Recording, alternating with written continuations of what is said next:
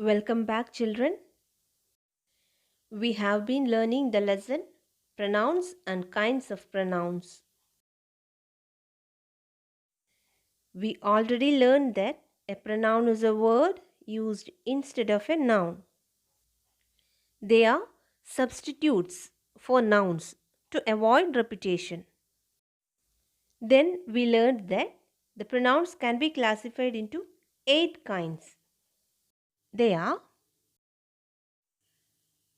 personal pronouns, interrogative pronouns, demonstrative pronouns, possessive pronouns, indefinite pronouns, reflexive pronouns, distributive pronouns, and relative pronouns.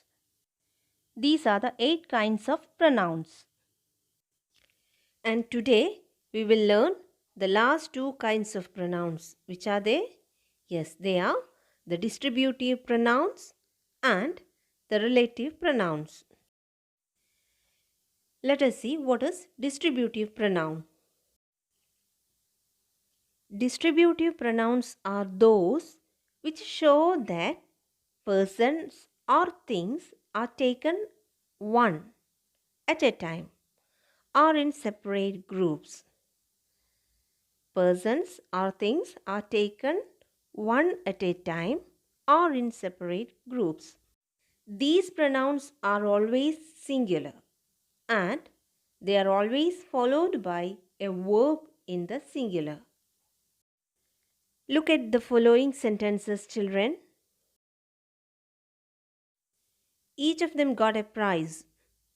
Either of the 2 roads leads to Jaipur. Here in these sentences, look at the first sentence. What is it? Yes, each of them got a prize. In this sentence, the word each refers to 2 or more persons taken one by one. Then look at the second sentence. What is it? Yes, either of the 2 roads lead to Jaipur. The word either means one or the other. So, what is distributive pronoun? Yes, distributive pronouns are those which show that persons or things are taken one at a time or in separate groups. Is it clear, children?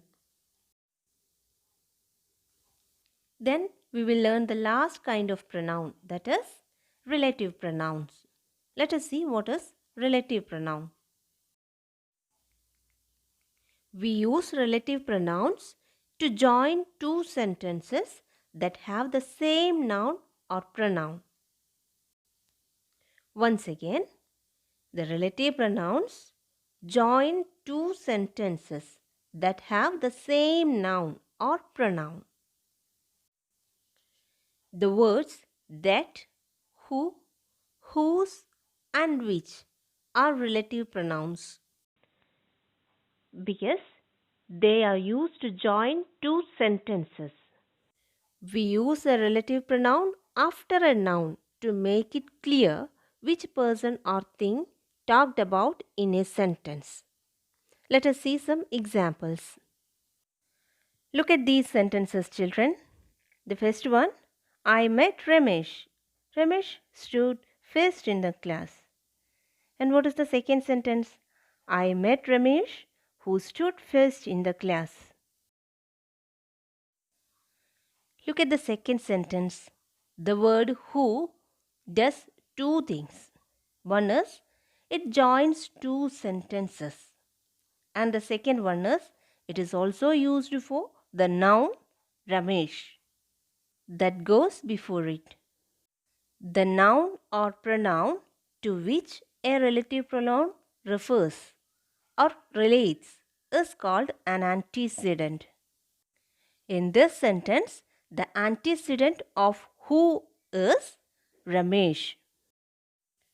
Another example, look at these sentences. What is the first one? In the first, we have 2 sentences. Which are they? Yes, one is I met a woman. And the next sentence is her name was very long. And look at the second sentence. What is it?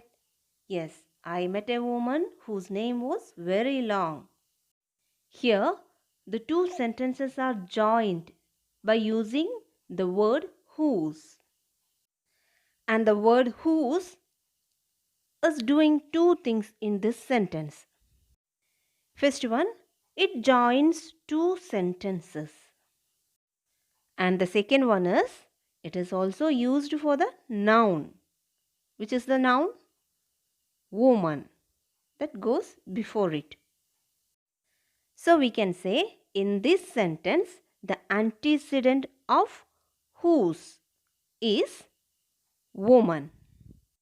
What is an antecedent? Yes, the noun to which a relative pronoun refers or relates is called the antecedent. Here in this sentence, the relative pronoun whose refers to the woman, which is a noun. So it is called an antecedent. Is it clear, children? And listen, children. The words that, who, whose and which are relative pronouns. That is used when referring to either a living or non-living noun.